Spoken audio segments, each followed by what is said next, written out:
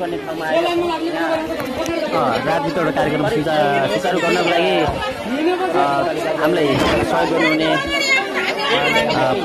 प्रवासी नेपाली सङ्घ भारत दिल्ली राज्य समितिका सचिवालय सदस्य आदरणीय एउटा दर्यालजी हुनुहुन्छ अनि प्रवासी नेपाली सङ्घ भारतबाट आउने श्रमिकहरू चाहे तेस्रो मुलुकबाट आउने श्रमिकहरू सबै श्रमिकहरूले दुःख नपाउने गरी अपमान महसुस गर्न नपर्ने गरी र कुनै पनि प्रकारको कठिनाइको सामना गर्न नपर्ने गरी उहाँहरूलाई उद्धार गर्नुपर्छ, उहाँहरूलाई सुरक्षित ढङ्गले नेपाल ल्याउनुपर्छ र उहाँहरूको जीवन रक्षा गर्ने, उहाँहरूलाई समाजमा पुनर्स्थापित गर्ने सन्दर्भमा उहाँहरूको आत्मसम्मानलाई उच्च बनाउने गरी सरकारको तर्फबाट भूमिका खेल्नुपर्छ।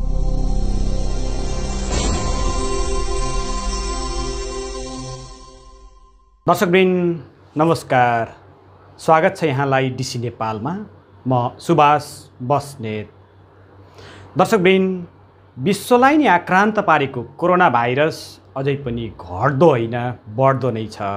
यसले विश्वका अधिकांश मुलुकहरूलाई आफ्नो चपेटामा लिएको छ, जहाँ 68 लाखभन्दा बढी मानिसहरू सङ्क्रमित भएका छन् र त्यसैमा करिब 4 लाखले ज्यान समेत गुमाउन बाध्य भए। सुरुवाती दौरमा नेपाल भारतमा यसको वृद्धि दर अलिकति कम देखिए तापनि पछिल्ला दिनको वृद्धि दर देख्दा अत्यन्तै त्रसित बन्न बाध्य पारेको छ। नेपाल पछिको अत्यधिक नेपाली बस्ने देश भारत हो, जहाँ कति नेपालीहरू बसोबास गर्छन् भन्ने एउटा आधिकारिक तथ्याङ्क समेत छैन, न त यसबारे सम्बन्धित निकाय चासो नै देखाउँछ।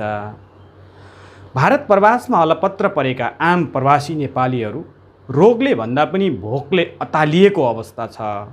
त्यो अवस्थालाई मध्यनजर गर्दै भारत प्रवासमा सञ्चालित पहिलो Nepali youth club the burning Nepal youth club दिल्लीले लकडाउनको पहिलो चरणदेखि नै यहाँ राहत सङ्कलन तथा वितरण कार्यमा अहोरात्र खटिएको छ।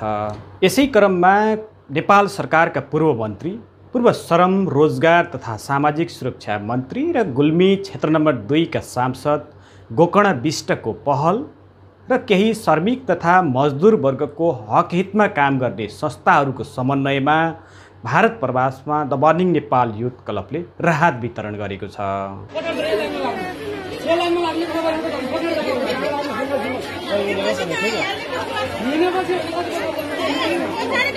पूर्व मन्त्री गोकर्ण विष्टको पहल र केही श्रमिक तथा मजदुर वर्गको हक हितमा काम गर्ने संस्थाहरूको समन्वयमा भारत प्रवासका कैयौँ राज्यहरूमा राहत वितरण गरिएको छ। भारतका कैयौँ राज्यहरूमध्ये पन्जाब, महाराष्ट्र, हरियाणा, राजस्थान, मेघालय, उत्तर प्रदेश लगायतका 1 दर्जनभन्दा बढी राज्यहरू र दिल्लीका कैयौँ कुना काप्चामा क्लबले राहत वितरण गरेको छ, जहाँ करिब 200 भन्दा बढी घरधुरीलाई राहत वितरण गरिएको छ। देख्न सक्नुहुन्छ अवस्था यति ठुलो हाम्रो नेपाली दाजुभाइहरू बस्नुभएको छ, धेरै समस्याहरू छन्। विश्व नै लकडाउनमा रहँदा विश्व अर्थतन्त्र, विकास, शिक्षा, रोजगारी लगायतका अधिकांश क्षेत्रहरू धराशायी बन्दै गएका छन्। यसको असर नेपाल, नेपाली जनता र वैदेशिक रोजगारीमा गएका आम नेपालीहरूले प्रत्यक्ष तथा परोक्ष रूपमा भोग्न विवश भएका छन्। कोरोनाले आफ्नो गति बढाउँदै गर्दा रोजगारीका लागि विदेशिएका नेपालीहरू घर कोना घाटको स्थितिमा पुगेका छन्। अधिकांशले त रोजगारी गुमाए, कतिले वेतन नै पाएनन्। वेतन पाउने आशमा काममा गएका नेपालीहरू पनि कतै कोरोना त सर्ने होइन भन्ने त्रासमा दिन बिताउन बाध्य छन्। एक त परदेशी भूमि, त्यसमा पनि काम नै छुटेको छ। कतिले तलब नै पाएनन् त कतिले पाएको तलब पनि आंशिक रूपमा पायौँ, कसरी गुजारा गर्ने हो भन्ने गुनासाहरू गरिरहन्छन्।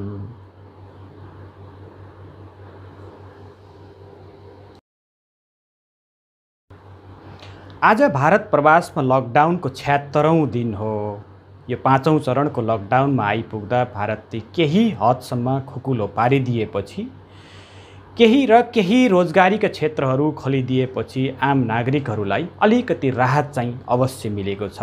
तर यसले मात्रै सबैका आवश्यकताहरू पुरा हुन सकेका छैनन् र नेपाल सरकारले पनि अहिले अलिकति बोर्डरलाई फितलो पारिदिएपछि प्रवासी नेपालीहरू नेपाल फर्कने क्रममा लागिरहेका छन्। तर यो भारत प्रवासमा रहेका र नेपाल पनि जान नसक्ने अवस्थामा भएका लाखौँ नेपालीहरू अझै पनि घरकोना घाटको स्थितिमा पुगेका छन्। भारत प्रवासमा हेर्ने हो भने यो तल्लो वर्गका काम गर्ने मजदुरहरू जसले नोकरी नै गुमाएर बसिरहेका छन्। भारतको सन्दर्भमा सबै यदि तथ्याङ्कलाई निहाल्ने हो भने करिब 30% नोकरीहरू छुटिसकेका छन्। भारत प्रवासमा आम प्रवासी नेपालीहरूको दयनीय अवस्था देखेर यहाँ सहयोग गर्ने सङ्घ संस्था र मनका धनीहरू लागि नै रहेका छन्। पहिलो चरणको लकडाउनदेखि नै आफूले अहोरात्र र आफ्नो जीव ज्यानको प्रवाह नगरिकन सहयोग गर्ने संस्थाहरू दर्जनौँ छन्। तीमध्येको एउटा संस्था हो the burning Nepal youth club Delhi, जसले भारत प्रवासका कैयौँ राज्यहरूमा र दिल्लीका कैयौँ ठाउँहरूमा प्रत्यक्ष पुगेर र कैयौँ ठाउँहरूमा अनलाइन भुक्तानी मार्फत करिब 500 घरधुरीभन्दा बढीलाई राहत वितरण गरेको बताउँछन् the burning Nepal youth club दिल्लीका सचिव सुरेश अर्याल। नमस्कार, म बर्निङ नेपाल युथ क्लब दिल्लीको प्रतिनिधि। सधैँ चाहिँ हामीले यस बर्निङ नेपाल युथ क्लबद्वारा गरिने परोपकारी कामहरू अहिले पनि यस कोरोना महामारी र लकडाउनको चपेटामा परि प्रवास भारतमा अत्यन्तै पीडदायी र कष्टदायक जीवन जिउन बाध्य हाम्रा प्रवासी नेपाली दाजुभाइहरू माझ परोपकारी कामलाई सुचारू राखेका छौँ। लकडाउनको पहिलो चरणदेखि नै हामी यसलाई सञ्चालन गरिरहेका छौँ। अहिले 5औं चरण आउँदासम्म पनि हाम्रो काम जारी नै छ। यस परोपकारी कार्यमा विभिन्न सङ्घ संस्था व्यक्तित्वहरूद्वारा चाहिँ सहयोग भएको छ। विशेष गरी हामी पहिलो र दोस्रो तेस्रो चरणको लकडाउनमा विभिन्न सङ्घ संस्था र व्यक्तिगत सहयोगमा आधारित भएर हामी यस सहयोगलाई जारी राखेका थियौँ, जसमा हामी करिब 300 घरधुरी परिवारलाई सहयोग गर्न सफल भएका थियौँ। त्यस्तै लकडाउनको चौथो चरण आउँदा हामीलाई नेपाल सरकारका विभिन्न निकायहरूमा हामी पहिले नै पत्रचार र इमेल गरिरहेका थियौँ। त्यस अन्तर्गत हाम्रा पूर्व मन्त्री माननीय गोकुलराज विष्टज्यूद्वारा यसप्रति चासो व्यक्त गरियो र उहाँद्वारा प्रत्यक्ष रूपमा भारत प्रवासमा यस कोरोना र लकडाउनको चपेटामा पर्नुभएका हाम्रा प्रवासी नेपाली दाजुभाइहरूलाई प्रत्यक्ष रूपमा सहयोग पठाउने काम भयो। त्यसलाई हाम्रो यस क्लब बर्निङ नेपाल युथ क्लबको मार्फत हामी विनियोजन गरिरहेका छौँ, जसमध्ये यस चौथो र 5औं चरणको लकडाउन भित्र पनि हामी करिब 180 घर परिवार माझ पुग्न सफल भएका छौँ र अझै पनि यस कार्यलाई जारी राखेका छौँ। यसको लगभग उत्तरार्धमा छौँ। अब हामी यस सहयोगप्रति माननीय गोकुलराज विष्टज्यूप्रति अत्यन्तै आभारी छौँ हामी प्रवासवासी सम्पूर्ण नेपाली दाजुभाइहरू, र उहाँलाई यस सहयोगको लागि विशेष धन्यवाद दिन चाहन्छु। त्यस्तै क्लबले डिसी नेपाल मिडिया र इबिसी चर्चको सहकार्यमा शालिमार बाग परिसरमा करिब 100 घरधुरीलाई राहत वितरण गरेको छ। परेका नेपाली साथै यहीँ पनि जुन डेली रेडाहरू काम गर्ने नेपालीहरूको यो अवस्था हो।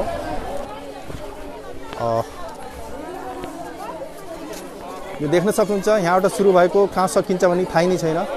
तर यहाँ साथै दिल्ली पुलिसमा कमान्डो हुनुहुन्छ, उहाँ पनि खटिरहनु भएको छ। हजुर, दिल्ली लाजपत नगर हामी त्यहाँ पनि हेर्नेछौँ। तपाईँले आफ्नो नम्बर, सम्पर्क नम्बर, एड्रेस। क्लबले दिल्लीका अलग अलग स्थानहरू मालवीय नगर, बेगमपुर, मोतीबाग, नारायणा, ओखला, साइनबाग, छतरपुर, गाजियाबाद, फरिदाबाद, गुडगाउँ, बदरपुर लगायतका करिब 2 दर्जनभन्दा बढी ठाउँहरूमा प्रत्यक्ष पुगेर र कैयौँ ठाउँहरूमा अनलाइन भुक्तानी मार्फत डिसी नेपाल मिडियाको सहकार्यमा राहत वितरण गरेको छ। यसै सन्दर्भमा डिसी नेपाल भारत प्रतिनिधि भरत पौडेलले क्लबलाई धन्यवाद समेत ज्ञापन गरेका छन्। दर्शक नमस्ते, म भरत पौडेल डिसी नेपाल मिडियाका लागि। यति बेला विश्वभरि नै कोरोनाको आतंकमा भयभीत भएको छ। यसबाट उत्पन्न समस्याहरूको जानकारी मैले दिन पर्दैन, तपाईँ सबै नै अवगत हुनुहुन्छ। तर पनि यो मिडियाको काम भनेको सूचना लिने र दिने हो। हामीले यो सूचना लिने दिनेमा मात्रै सीमित नगरेर भारत र दिल्लीमा पीडितहरूसम्म पुगेर उहाँका समस्याको समाधान कसरी हुन्छ त्यसतर्फ ध्यान आकर्षण गरेका थियौँ र पहिलो चरणदेखि अहिलेसम्म कतिपय ठाउँमा सङ्घ संस्थासँग मिलेर कतिपय ठाउँमा आफ्नै व्यक्तिगत तर्फबाट हामीले सहयोग गरेका छौँ र पीडितहरूलाई उद्धार पनि गरेका छौँ। यो हामीले भन्नुपर्ने काम होइन, यो सामाजिक संस्थाले गर्ने छोड्ने हिँड्ने र मिडियाको काम पनि गर्ने र हिँड्ने, यो हामीले यसमा सोसल मिडियामा हल्ला गर्ने काम होइन। तर पनि केही कार्यहरूलाई हामीले देखाउनु पर्छ। हाम्रो कार्यलाई देखेर अरू सङ्घ संस्था अरू समाजसेवी पनि यसबाट प्रेरित हुन् भन्ने हाम्रो आशा हो। यसैको साथ पहिलो लकडाउनदेखि नै यो 5औं चरणसम्म द बर्निङ नेपाल युथ क्लबका साथ पनि हाम्रो सहकार्य रहेको थियो। उहाँलाई मैले धेरै धेरै आफ्नो तर्फबाट धन्यवाद दिन चाहन्छु। यस्तो अवस्थामा आएर पनि उहाँले अहिलेको समयमा पनि सहयोग गरिरहनु भएको छ। ठाउँ ठाउँमा गएर आफूले सक्दो भन्दा पनि त्यो परिवारलाई 20-25 दिनको राहत सामग्री वितरण गर्नुभएको छ। त्यसका लागि सम्पूर्ण संस्थालाई धन्यवाद दिन चाहन्छु। त्यो संस्थामा म पनि एउटा नर्मल सदस्यका रूपमा जोडिएको छु र आज मैले आफूलाई नै एउटा प्राउड जस्तो फिल गरेको छु। हामी सबै अवगत छौँ, यहाँ जति पनि सङ्घ संस्था छन् उनका कुनै दाता छैनन्, कुनै बाहिरी फन्ड आएको छैन, कुनै अन्तर्राष्ट्रियबाट फन्ड दिँदैन, सरकारले फन्ड दिँदैनन्। संस्थामा भएका हामी जस्तै व्यक्ति हुन्। हामी जस्तैले अब त्यो आफ्नो रकम जोडेर संस्थालाई दिने, संस्थाले सहयोग गर्नु।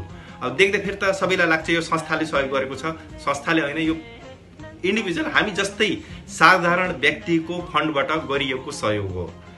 यसैका साथ फेरि एकपटक हाम्रो द बर्निङ नेपाल युथ क्लबलाई धेरै धेरै धन्यवाद दिन चाहन्छु र उहाँले गरेका परोपकार कार्य यस्तै आउँदो समय पनि चल्दै रहनु भन्ने मेरो पूर्ण आशा छ। सबै टिमलाई मेरो धन्यवाद। विश्वव्यापी महामारीका रूपमा फैलिएको कोरोना भाइरसले यतिखेर विश्वलाई नै अतालिने बनायो। यो अवस्थामा भारत प्रवासमा रहेका आम नेपालीहरू, त्यसमा पनि मजदुरी गरेर दिनभरि परिश्रम गरेर बिहान बेलुकाको छाक टार्ने जुन समूह छ त्यो अत्यन्तै त्रसित बन्यो। यो अवस्थामा र यी नेपालीहरूको दयनीय अवस्थालाई मध्यनजर गरेर नेपाल सरकारका पूर्व मन्त्री गोकर्ण विष्टले उपलब्ध गराउनु भएको राहत र भारत प्रवासमा रहेर सेवा गरिरहेको द बर्निङ नेपाल युथ क्लबको कार्यप्रति साउथ एसियन युनिभर्सिटीका प्रोफेसर डाक्टर युवराज पोखरेलले धन्यवाद दिनुभएको छ। नमस्कार, म doctor Yubaraj Pokharel south Asian university SAARC university नयाँ दिल्लीमा कार्यरत छु। म लाइफ साइन्स तथा बायोटेक्नोलोजी विषयमा अनुसन्धान तथा अध्यापनरत रहिआएको छु। मेरो नेपाल घर प्युठान हो। विश्व महामारीको रूपमा फैलिएको कोरोना भाइरसले सम्पूर्ण विश्व नै आक्रान्त छ। भारत लाखौं नेपालीहरूको रोजीरोटीको लागि गन्तव्य रहिआएको छ। कोरोना लकडाउनले लाखौं नेपालीहरूले भारतमा रोजगारविहीन भएर बस्नुपर्ने अवस्था सिर्जना भएको छ। हामीले बारम्बारको प्रयास गर्दा समेत उनीहरूलाई राहत तथा उद्धार पुर्याउन कठिन भइरहेको समयमा दिल्लीमा सक्रिय बर्निङ नेपाल युथ क्लबको प्रयास र जनताका अत्यन्तै लोकप्रिय नेता गोकर्ण विष्टको अगुवाईमा राहत वितरण कार्यक्रमले थोरै भए पनि दुखी नेपाली आत्माहरूलाई मलम लगाउने काम भएको देख्दा साह्रै खुसी लागेको छ। बीएनवाईसी क्लबका साथीहरू विशेष गरेर सुभाष भाइ, भरत भाइ, सुरेश भाइ मिडिया, राहत तथा उद्धारमा सक्रिय भूमिका निर्वाह गर्दै आइरहनु भएको छ। उहाँहरूले गरेको यो प्रयासलाई म हृदयदेखि नै सराहना गर्न चाहन्छु र उहाँहरूलाई धेरै धेरै धन्यवाद दिन चाहन्छु र भविष्यमा उहाँहरूको यस्ता क्रियाकलाप अगाडि बढ्दै जाउन् भन्ने शुभकामना समेत दिन चाहन्छु। धन्यवाद। नमस्कार, तपाईहरुलाई जानकारी नै भएको कुरा हो, संसारभरमा बढिरहेको महामारी कोरोनाले गर्दाखेरि संसारकै सबै मानिसहरूलाई लपेटामा लियो। त्यसै गरी भारतको पनि विभिन्न ठाउँहरूमा विशेष नेपालीहरूलाई पनि यसको ठूलो मार पर्यो। दिनदिनको लकडाउन बन्दले गर्दाखेरि कामहरू सबै बन्द भएको कारणले गर्दाखेरि एकदमै समस्यामा परे। अनि ती समस्यामा परेका हाम्रा दाजुभाइ दिदीबहिनीहरूलाई केही मात्र भए पनि सहायता गर्नलाई अनि केही भए पनि मलमपट्टि गर्नलाई हामीसँग विशेष डिसी नेपाल अनि बीएनवाईसी क्लबले दिनरात सूचना दिने मात्र होइन, उहाँहरूको काम भनेको सूचना दिने हो र सूचना मात्र दिने होइन, उहाँहरूले आफै पनि पुगेर आफूले पनि केही न केही उहाँहरूले सहायता गर्नुभएको थियो र हाम्रा विशेष नेपालीहरूलाई केही न केही उद्धार गर्ने कामहरू अनि भेटघाट गर्ने कुराहरू अनि सहायता गर्ने कुराहरू गर्नुभएको थियो। ती सहायता गर्ने क्रममा चाहिँ अनि हाम्रो एबिसी बाइबल चर्च सङ्गम बिहारमा छु म, अनि म आफैले पनि उहाँहरूसँग मिलेर उहाँसँगको सहकारीमा केही हामीले थोरै भए पनि हाम्रा समस्यामा परेका दाजुभाइ दिदीबहिनी नेपाली दाजुभाइ दिदीबहिनीहरूलाई हामीले केही गर्न सकेका थियौँ। बीएनवाईसी दिल्ली भारत प्रवासमा रहेका नेपाली युवाहरूको पहलमा करिब 1 दशक पहिला गठित युवाहरूको संस्था हो। विशेष गरी राजधानी दिल्लीमा अध्ययन तथा रोजगारीको सिलसिलामा आएका युवाहरू, विशेष गरी विद्यार्थी वर्गको छाता सङ्गठन हो बीएनवाईसी।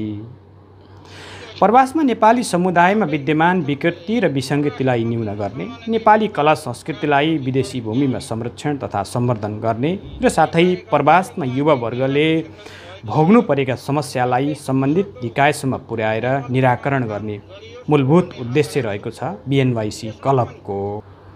नेपाली समुदायमा बेला बखतमा देखिएका यस किसिमका विकराल परिस्थितिहरूमा the burning Nepal youth club दिल्लीले अग्रपङ्क्तिमा रहेर सेवा गरिरहेको बताउँछन् the burning Nepal youth club दिल्लीका उपाध्यक्ष भीमकान्त खनाल। नमस्कार, म बीएनवाईसीको प्रतिनिधि। बीएनवाईसी क्लब भारत प्रवासमा सञ्चालित पहिलो नेपाली युथ क्लब हो। यस स्थापना 2011मा भएको हो र स्थापना समयदेखि नै क्लबले परोपकारी कार्यहरू गर्दै आएको छ।